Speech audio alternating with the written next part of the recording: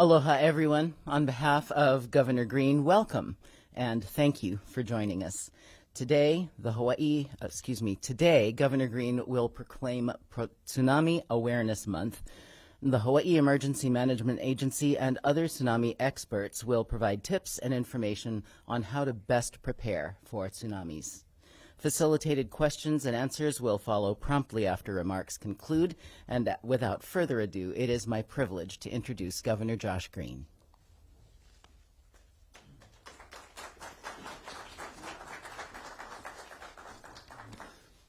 Aloha, everyone. Good to see you. So a few quick talking points, then we'll bring the experts up. Tsunamis are serious business. We've all gathered here today to discuss what is really a significant risk to our state, and that's tsunamis. We're inviting several subject material experts here to talk about how we can be aware of this natural disaster. Tsunamis are unpredictable, potentially devastating, just like earthquakes and volcanoes, in fact, in some cases caused by earthquakes. And there's no defined season for these events. So it's important that we recognize that. Unlike wildfire season and other challenges, these can be much more unpredictable. They travel very quickly, as much as 800 kilometers per hour. That's about as fast as a commercial airline traveling. So it's very serious. While predicting these events is difficult, the Pacific Tsunami Warning Center monitors the Ring of Fire 24/7, 365, so it can give us updates on when we might have a worry or a cause of concern. So we're acknowledging today is Tsunami Awareness Month, and what we want to do is educate people. Now, how have tsunamis affected us in the past? April 1st, 1946, and this is no April Fool's joke at all. It was a critical day in our history. That was the day that Hawaii shores were devastated by the tsunami that took the lives of 173 people and destroyed 448 structures in Hilo, where my in-laws live now. Then in 1963, another tsunami hit, and it came right at the time when we were seeing declines in the sugar industry. Champions at that time named Helene Hale, who I was fortunate enough to serve with many years later in the legislature. Helene was the county chair, and she sought to do something after that tsunami, and that's what spawned actually the Merry Monarch Festival. So you can see tsunamis affect us in the moment, which can be tragic, but they also change the trajectory of what we do in Hawaii. So in order to restore our economy, we started the Merry Monarch Festival as a result of that tsunami in '63, and ever since it's become a huge part and a positive thing of what we experience. Since then, we've done a lot more work with the science and technology and communications around tsunamis. Things are much better. We know if a tsunami is being generated from the Cascadia Fault line off of Washington State, from Chile or Indonesia or Japan. We have a better method and understanding of things. But again, it's very serious. We've always worried about an event that's close to our shores.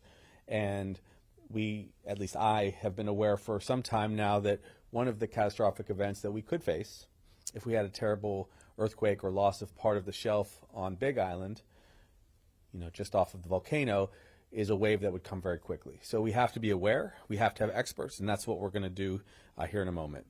I especially want to take one moment to honor someone, a survivor from the April 1st, 1946 tsunami in Hilo, and that's Gene Johnston. Is that you, Gene? Right there. Awesome. Thank you for your years of dedicated service. Thank you for educating people, helping them to survive. So we're going to honor you today, and we're going to remember, as Gene will probably share with us and other experts will share, exactly how we can be better informed about tsunamis so that we can be safe here for our families. Aloha.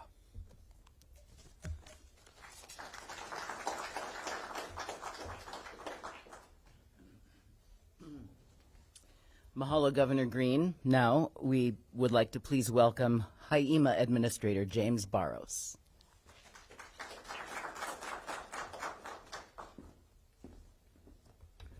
Aloha. With great pride, I get to stand with our partners from the federal government, state agencies, the counties, the University of Hawaii, and some other great partners.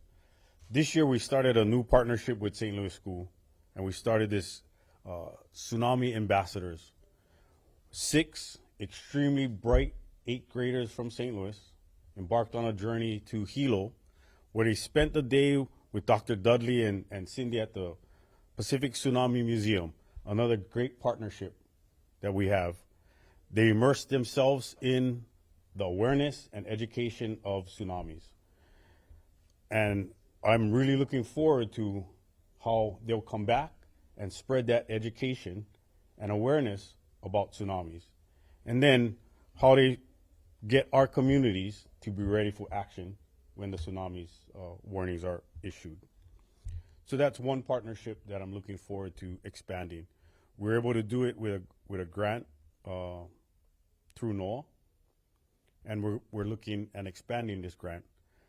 The other partnership that we're expanding, we're collaborating with the State of Hawaii's Office of Language Access. The team started it last year with various languages. What we're doing this year is, at Haima, I have a lot of bilingual employees, and we're going to create videos that look at awareness and education, and we'll share that on our website. So our website will be this resource for tsunami awareness, education, and then ways to take action and be ready. So with Tsunami Awareness Month, we will dedicate our front page for Haima, and it'll be a comprehensive toolkit for our communities to use to become aware, educated, and be ready for action in facing the tsunamis. So I look forward to continuing our partnerships with everybody involved. Aloha.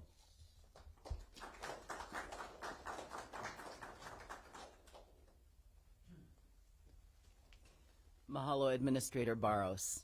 Next, please welcome State of Hawaii NOAA International Tsunami Information Center Director, Dr. Laura Kong.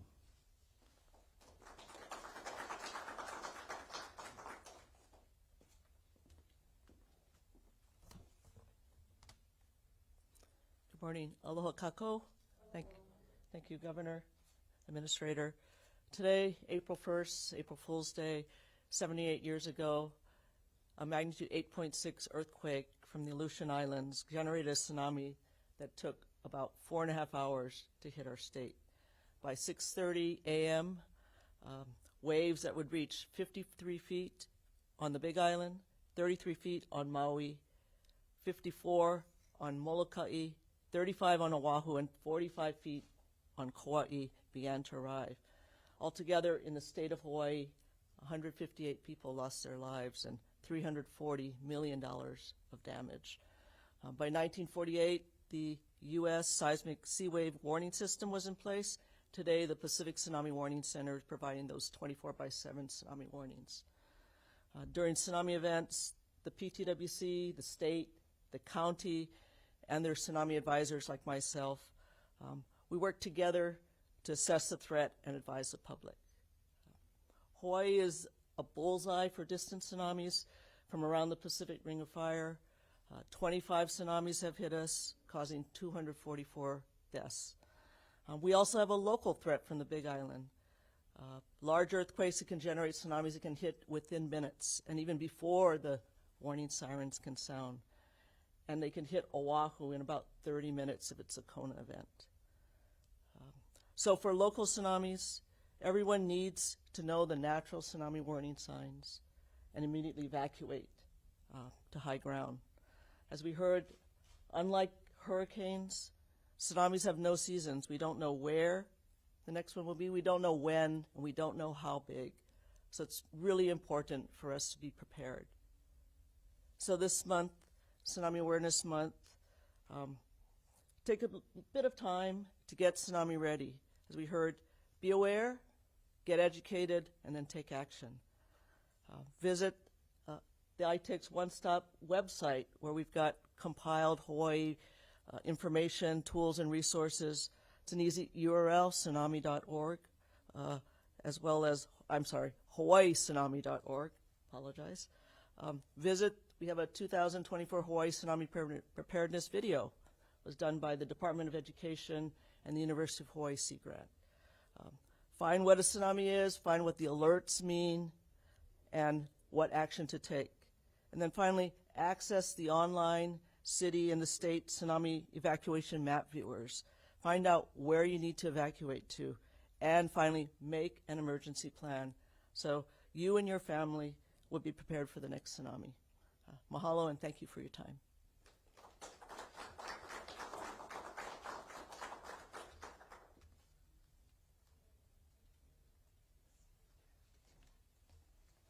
Mahalo, Dr. Kong. Now I'd like to introduce City and County Department of Emergency Management Deputy Director Jennifer Walter.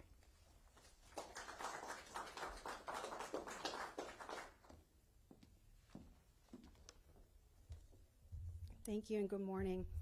So I work for the City and County of Honolulu's Emergency Management Agency, and each county around the state has an agency just like ours.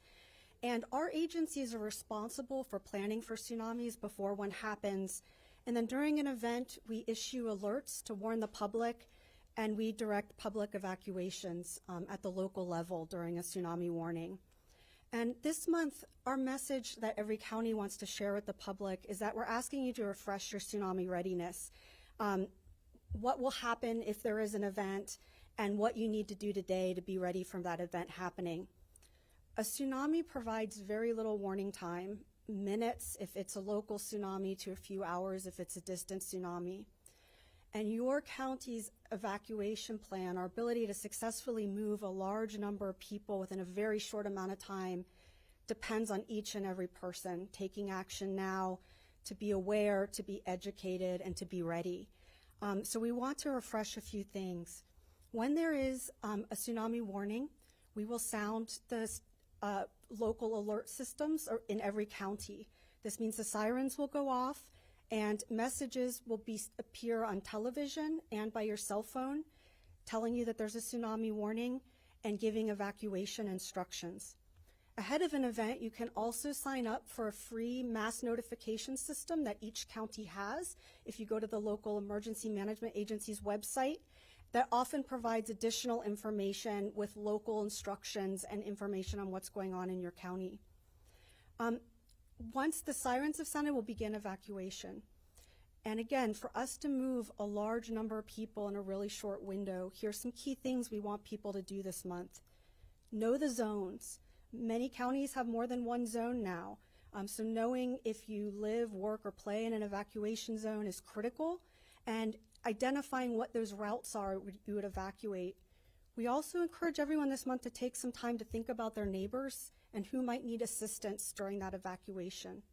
Think about what you need to bring with you to be comfortable. Having a go bag ready is something that everybody could do, because once we have that warning, there is not time to go shopping or take other immediate readiness actions. And then finally, listening to messages when something happens. Again, we have very little time. If we have a tsunami warning, please don't delay evacuating. Even if we have 3 hours, that's a short window to move a lot of people out of harm's way. So please visit your local emergency management agency's instructions for their evacuation guidance, what they're recommending to you, and identify where you would go to make sure that we're all successful in keeping everyone safe if we have a warning. So thank you very much for taking this time to re-educate yourselves this month. Appreciate it.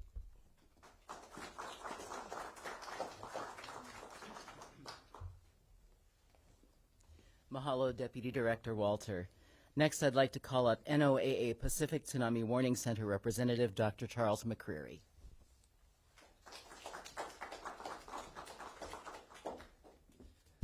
Thank you and good morning, everyone. So on behalf of NOAA's Pacific Tsunami Warning Center, I first want to thank Governor Green for continuing the long tradition of proclaiming April as Tsunami Awareness Month in Hawaii.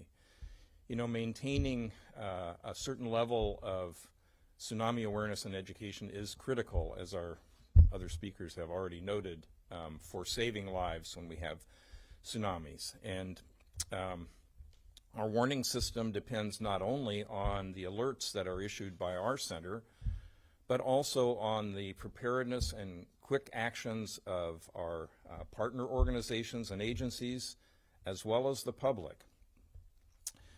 So if a tsunami watch is issued by our center, the tsunami watch means there's a potential tsunami, And you should use that time to think about what you might do if that gets elevated to a tsunami advisory or a tsunami warning. Now, tsunami advisory means that there is a hazard to our beaches and to harbors and to marinas, and with minor flooding and very strong offshore currents. But a tsunami warning is when there's a danger of the tsunami actually significantly flooding the land. In all of those cases, we need to follow the directions that will be provided by our emergency management agencies. Now, Hawaii, we're very lucky that our state and county emergency management agencies are prepared, and they take tsunamis very seriously, as you've already heard.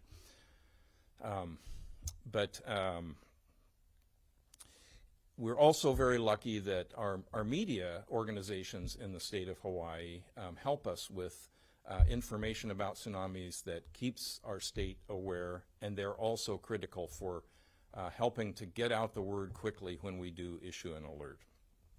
You know, we all live, drive, work, recreate near our coasts, and so we are all vulnerable at some point to being impacted by a tsunami. Another destructive tsunami will strike the state of Hawaii. We just don't know when. So having this Tsunami Awareness Month every year is what helps us be prepared for the next tsunami, both now and in the future. Thank you.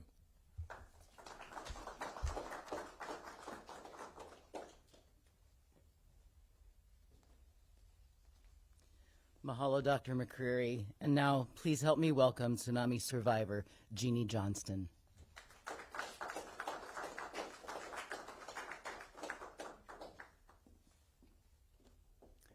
Thank you, Governor Green, for inviting me to speak today. April 1st, 1946, I was 6 years old and living with my grandparents in Keakaha outside of Hilo. My 4-year-old brother and I were getting ready for school, and I heard some noise outside, and so I said to him, let's go out and see what's going on. We lived across the street from the beach, and so we walked out to the end of the driveway, and we saw cars, and they were honking their horns, and people were shouting. There was water on the road and water on the in the yard. We couldn't figure it out. It was a bright, sunny day. So then some red ants started biting my brother's bare feet. We were barefooted all the time in those days. And so he wanted to go back in the house. So we went back into the house and ran up the stairs and got into the kitchen. And shortly after that, I looked out the window and I saw the water rising up on the clothesline, which was about 5 feet tall. And at that point, the car was submerged in water and the horn started to honk. So my Uncle Rod jumped out of bed and came, and he said, looked outside and he said, it's a tidal wave, we have to leave the house. Well, when the water receded, his parents said no, my grandparents would not leave the house. And so he took my brother and I and took us out to the road. The people from across the street came. Uncle Eddie had a machete, and he came along with the kids that he was caring for. We all ran down the street and down the driveway. We saw water coming at us, and so turned down the first driveway, went back into the jungle behind Keakaha, where the Uncle Eddie was chopping down the maile pilau and the lahala leaves, and we were they were saying, run, run, and we were on a'a lava with bare feet, and I looked down and I saw the water coming up through the a'a lava. Well, we finally got to the radio tower. We're headed for the airport, but could not get that far. The adults we were with thought we would be safe there, so we stayed there a couple of hours and then went back the way we came. When we got out to the street, I looked out at the street, and there was debris everywhere. That day, 159 people died in the territory of Hawaii, and 96 of those people died in Hilo, my hometown. So we had no warning that day either. I just wanted to say that my advice is to prepare. Have a plan. There are lots of places you can get information. HIEMA will have it on their website. NOAA has information. FEMA has information. So please be prepared. Get your family and make a family plan. Make sure everybody knows where to go and what to do in case of different disasters. Thank you.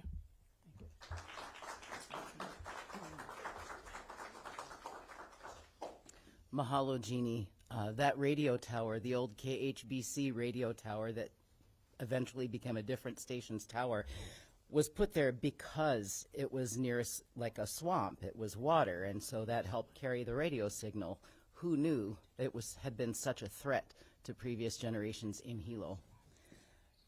At this time, I would like to welcome Governor Green and Administrator Barros back to the podium for the proclamation signing.